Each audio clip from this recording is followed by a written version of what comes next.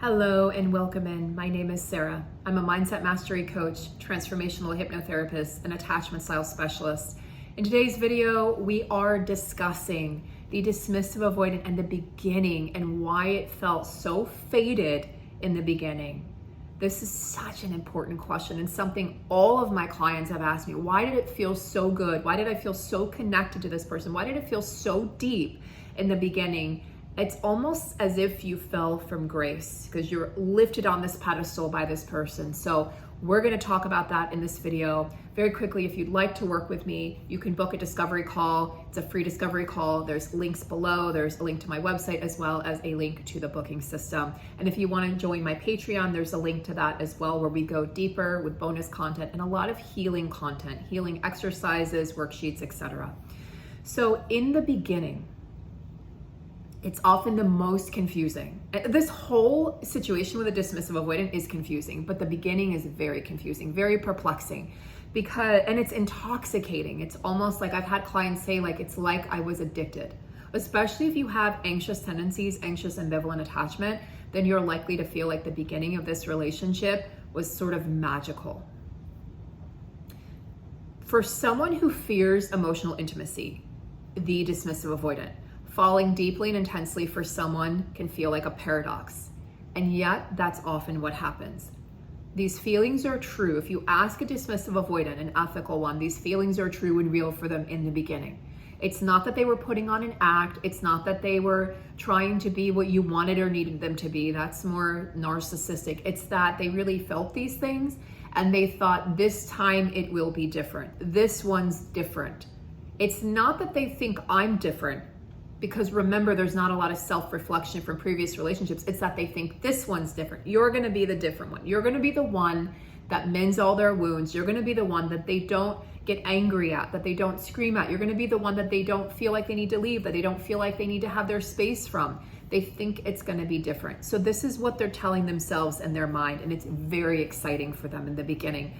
And they get intoxicated with you. I can attest to that. My ex-husband, there was absolutely an intoxication, putting me on a pedestal, to which I responded, please don't do that, because I'm human and I'm going to fall off that pedestal and I'm going to bruise. And then you're going to realize that I'm a human being.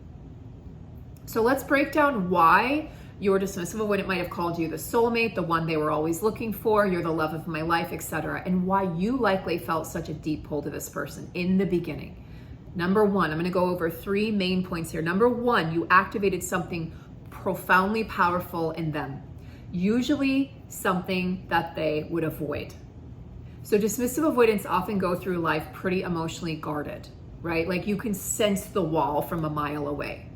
Disconnected from their deepest needs, disconnected from their traumas, disconnected from their pain, but if you're disconnected from pain, you're also disconnected from joy. And they're really skeptical of love. Like they approach things logically. They approach things with the mindset of sort of like, this is transactional. This is transactional. What can you do for me? This is what I can do for you. Sort of stripped of romance. But underneath all of that avoidance is very real unmet needs, an unmet longing for closeness, for connection. God, we're humans. We all want connection. That's what we all deeply want. That's what we all deeply need. So they may not ever show it on the surface or externally, but it's there. It's always there lingering underneath the surface of this sort of mask of ambivalence, this mask of stoicism. And when they meet someone who makes them feel seen, safe, or emotionally awakened, it can hit them like a freight train. Like literally, they're like, what just happened? They feel alive around you in the beginning. They feel like they can be vulnerable. The armor temporarily, somewhat, comes down. If you really think about it, it wasn't all the way down, but somewhat, it definitely was. They may have even seemed lighter, more fun in the beginning, more joyful, more playful, more childlike, because they were. You had awakened that part of them that was dormant for so long. They probably thought something like, this is different. I've never felt this way. I don't feel this way with other people. This one's different. This one's the exception to my rule. You're not. I hate to break it to you. We all want to be the exception to the rule. I said this to a client yesterday, but we're not. None of us are. You likely tapped into a part of them that they had long buried. Like, I'm talking about put into into the bottom of the ocean. Like, they put it into a chest and they padlocked it and threw it into the bottom of the ocean. Those like long buried desires and needs. So that part of them that wanted to feel safe, that wanted to be able to be vulnerable, that wanted to feel loved and held and chosen and truly understood. That's incredibly magnetic for an avoidant. Why? Because it's something they know they lack. So when they see that potential in you, it's like a moth to a flame, because it feels like home, but it also feels dangerous to them. Can you guys relate to that? Let me know in the comments below if you can relate to feeling like somebody feels safe and dangerous at the same time. I know that's how I felt with my husband. I felt like he felt like home in a way that nobody ever has, because he was a wound partner. He was a wound match. I get that now, but it's so powerful and it feels so very real. He felt like, he just felt like home. That's the best way I can describe it. And at the same time, he felt like there was something to be feared. There was something to sort of like standoffish. There was something there. It felt, it did feel dark. It did feel dangerous at the same time. So very confusing for you as the bystander, for you as the one sort of being imprinted upon. Pardon me. Number 2, you probably had qualities he both admired and envied. You don't know it, but with a DA, you're kind of in competition to a certain degree. So he probably saw your strength in the depth that you carried, the way in which you held yourself, the way in which you spoke, you know, your insights, your gifts, your abilities to be emotionally connected, your abilities, you know, your emotional intelligence is something that a DA lacks. The way you could connect with yourself, with your feelings, with others, with your grief, with your sadness, with your joy, with your pain, the way you expressed yourself, qualities that they longed for but struggled to really embody themselves. So this often, like I said, and I've said this in so many videos, your DA partner will put you on a freaking pedestal, one that you are bound to fall from. It's the fall from grace. It's the inevitable fall from grace. So they might, again, think things like, oh, he or she just gets me. You're my soulmate. You're everything I didn't know I needed. I can't tell you how many clients have told me that, like verbatim, how many of their avoidant exes have said, you're everything I didn't know I needed. Why? That's a wound partner. What is happening is you're the mirror. You're reflecting back to them everything inside of them that they've been hiding from, everything that they haven't had access to. Suddenly they have access to it in you. Does that make sense? It can feel spiritual, very intense and faded, like this is a destined connection. But again, there's that danger lurking beneath the surface. And to them, it might have genuinely felt that way in the beginning. There was a genuine care and concern, a genuine devotion, a genuine loyalty in the beginning. But here's the twist. Here it comes. We knew it was coming. Here's where the shoe drops. The more they idolized you and put you on that pedestal, the more pressure they felt to live up to the version of themselves that could handle that image of you, that could handle the intensity of your emotions, that could handle your needs, that could handle your hopes and your dreams and your fears and all of those things. The version of them that they believed that you deserved, the one they promised to give you in the beginning. So that pressure, it's like like a pressure builds in a system and eventually something has to give. And usually what gives is the avoidant starts to turn off or they explode. So that pressure becomes really threatening once there's real consistency. You live together, you get married, there's a real commitment and there's real intimacy. And I'm not talking about like wild, crazy sex. I'm talking about real, true emotional intimacy. Like my ex and I would do this, thanks to me, it was like a Gottman exercise. And it was these cards. Some of you are probably familiar with them. And you had to ask questions and some of them were intimate. And I always felt weird asking. And I'm like, God, I've never felt this way with a partner before. Why do I feel weird asking my husband something about intimacy? Like, why do I feel weird asking him about his childhood? Because he had a wall up. It was palpable. I could feel it energetically. It was so strong. It literally repelled vulnerability. So that's just one example. There's so many more that I could give. Let's go on to number 3. That pull, that draw magnetism towards this person, that attraction wasn't fake, but it was not built on grounded connection or stability. There was no foundation. It was built on a fantasy of what they needed you to be for them to fill their gaps, to fill their wounds, to fill their cup. So dismissive avoidants, what do? They tend to fall really hard at first. They'll tell all their friends and family, I found the one, this is my soulmate, etc., etc. But it's not because they're necessarily manipulative, although I think some of them can be. It's that the connection is new and exciting, and it's not yet threatening to their nervous system, to their attachment system. It hasn't yet been pinged. The emotional intensity feels safe because it still feels like it's within their control. And then the fantasy of finally finding someone who isn't going to hurt me, someone who's really just going to see me and allow me to be me, even if I'm avoidant or dismissive, it's still alive in the beginning. It's still there. They still think that maybe you could be that person. But then reality kicks in, then real life kicks in, and stressors come in.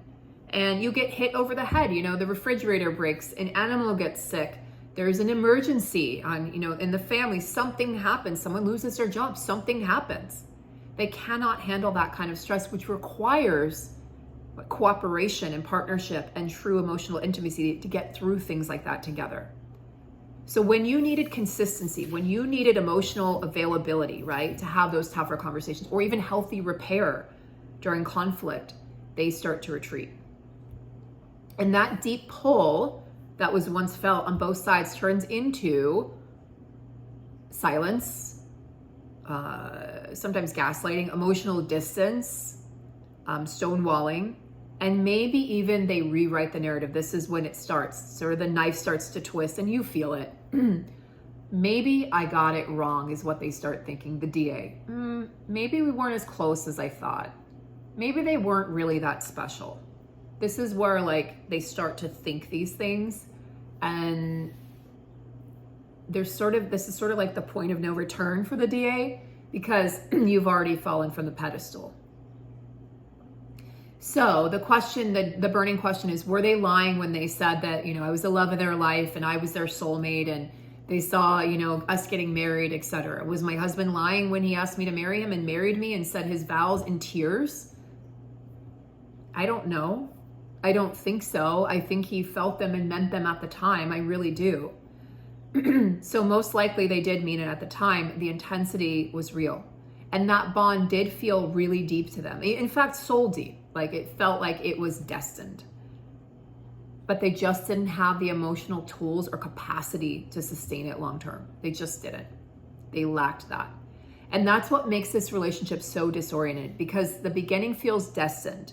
You feel really special. You feel like, wow, this is a person who's showing up in all the ways I've always needed or wanted a partner to show up. But the ending feels like deep abandonment, deep rejection, especially if in this relationship you've become anxious or fearful avoidant. You probably have. It's pretty impossible to stay secure when you're with a true dismissive avoidant. So remember this, that your presence threatened the story that he was telling himself. Your presence threatened that story. And many avoidants, what is their story? Many avoidants carry a story, something like, I'm better off alone. I need to go live in the woods. No one really gets me, and people just always want too much. It's easier for me to just do this alone. Or I'm not cut out for marriage. I heard that. So you challenged that script inside of them. You challenged those stories, because at some level you did get them. You did show up for them. You did accept them. And you likely loved them in a way that contradicted those deep inner beliefs, those core wounds of unworthiness and defectiveness. And that contradiction can be psychologically destabilizing for both of you. So instead of rewriting the story, right?